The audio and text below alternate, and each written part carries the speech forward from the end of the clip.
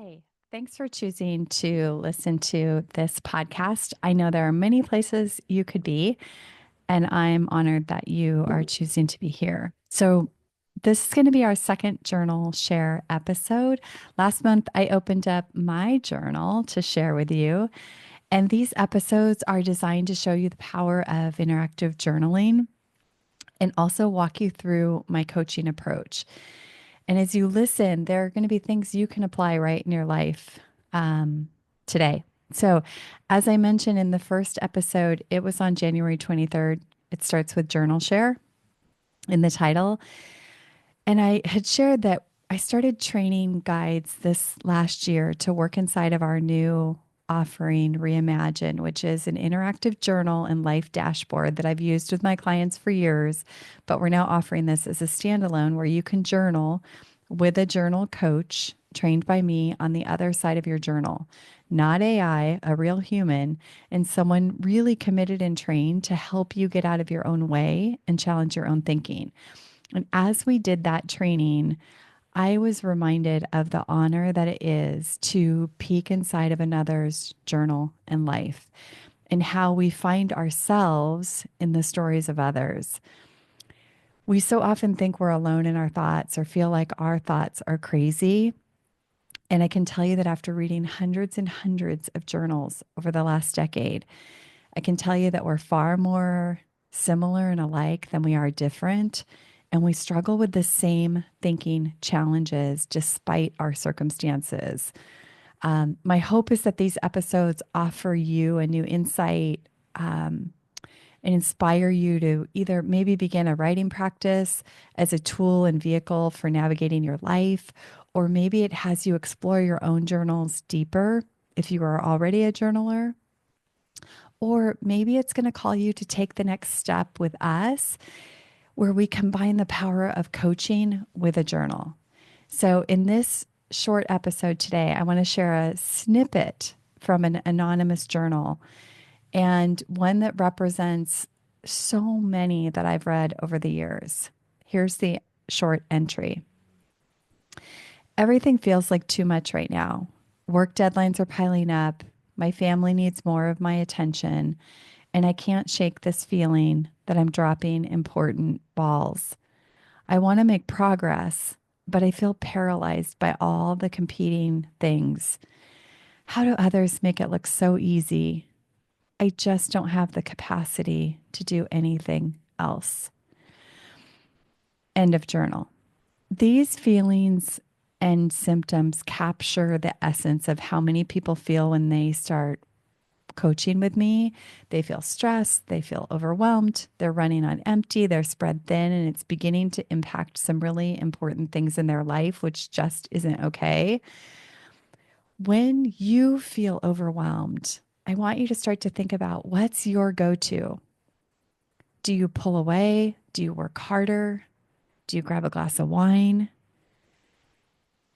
Do you work harder thinking it's going to get you somewhere, or that there will be less to do and you'll have more time once you get more done?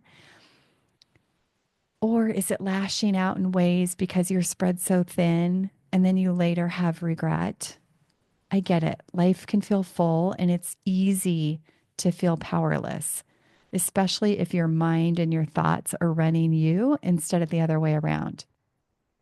So, I'm on a mission to help you not get sucked into the vortex of thinking that if you just worked harder, if you just did more, if you just got better or more efficient, that things would be better. I did that. It's how I lived for many, many years, trying to please and work harder and make sure everybody else was happy and putting my needs at the very bottom of the list over and over again. It didn't serve anyone and it left me empty. It doesn't work and it's a lie. The truth is that you're going to feel better when you take the reins of your life in a new and different way that disrupts this pattern. Because until you break the pattern, the hamster wheel keeps going. So let's take a minute and just look at and notice what's happening in this short entry, because there's key patterns that I think we can all learn from. One of the first things that I notice is that overwhelm is often a consistent habit of taking on too much. But it's also a thinking problem because what happens is we begin to feel overloaded and then our mind begins to spin and add to it, making things only worse and feel heavier.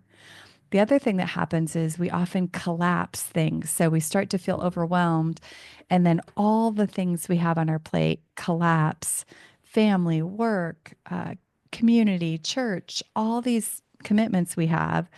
It feels like they're all urgent and they all need to be done today. And so that can create a spiral again that just creates more weight and heaviness. So when I'm working with someone, the one of the things I want to do first is to help them release some of that pressure so that they can have a little bit of mobility again. And the way I do that is by helping you separate from your thinking, and so that we can find where you do have control to shift your experience a little bit. And so in this entry, you notice um, he or she is talking about, dropping balls, like this fear of dropping balls. And so just that idea and those thoughts create stress and fear and all kinds of emotion. And we tend to do that in our mind. We get dramatic in our thinking, and that makes us feel a certain way, which causes us to behave a certain way, which often derails us. And while there might be some truth to that, there's likely a lot of things that are not true. And so my job is to help them pull that apart so they can see what's real and what's perceived. So there's like perceived pressure and there's real pressure. And if you can learn to separate the two for yourself, you're going to have more power. The next step, is we're going to do that and then find some immediate things that you can do to create a little bit of relief so you have mobility again. But the next step, and the more important step in my mind, is the deeper work to help you so that you don't find yourself here again and again repeating the same cycle, because that's what usually happens. And these are some things that you can begin to ask yourself to crack open what's really going on here. And instead of addressing the symptom with a glass of wine or avoidance or working harder and harder and more, you can start to make a shift in breaking that repetitive cycle. That's going to give you power to create lasting shift around overwhelm in your life. And my job here is to help you assess what's what are the blind spots that are not just tripping you up here, but are also tripping you up in other places. Because if I can help you do that, I can help you not only shift this part of your life, but likely this shows up in other places too. And when you change it in one place, you then have the tools to change it all over your life. So the deeper work in this case is to start to explore and identify the places where this is a habit or a survival way of being that causes you to take on too much. This might come from a role you took on as a child. Maybe you grew up in a large family and you were a child that had to take on a great deal of responsibility early. Maybe you grew up with a single parent and you had to be responsible starting from a very young age. This becomes a strength you have. And sometimes we overuse a strength where it ends up becoming a weakness. And I see that a lot with clients where they're so good at taking things on. People start to know them as the go-to person, but they don't know how to do this in a healthy way in their life today and have healthy boundaries. And likely, while this may have been a strength at one point in your life, today it might be producing a life that you're drowning in, right? In all of this responsibility. So there are ways that you can begin to shift this once you recognize it in a very loving way that starts to change things over time. Other things I'm curious about and would ask in response to this journal, either in a journal response or on our next call together, is how long have you been feeling this way? Is this familiar?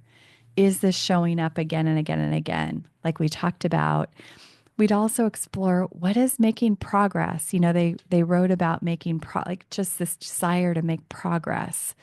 And instead of just living in this unfulfilled desire, start to drill down into what does making progress really look like? What could some small steps be in that direction?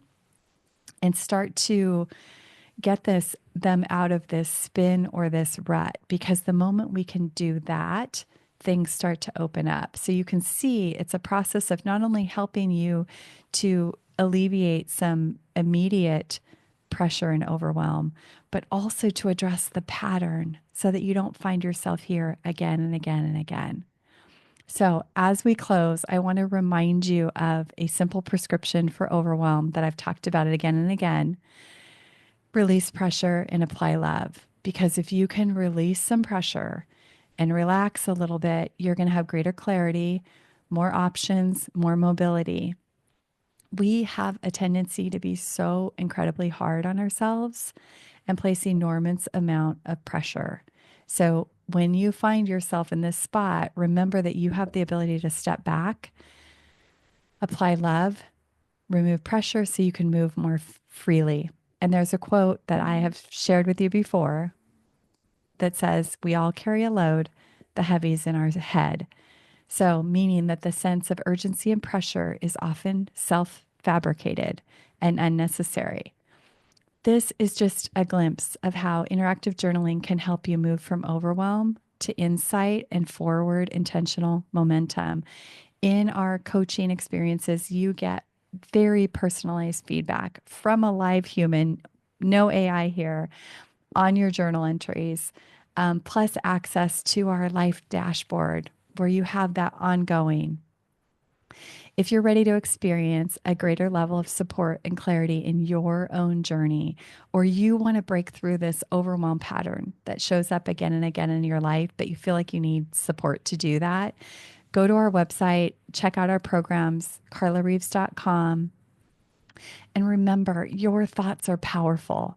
Take ownership for them because they are the very stepping stones for your growth and positive change. Let's do this. Remember, a deep change in the way that you live requires a deep change in the way that you think.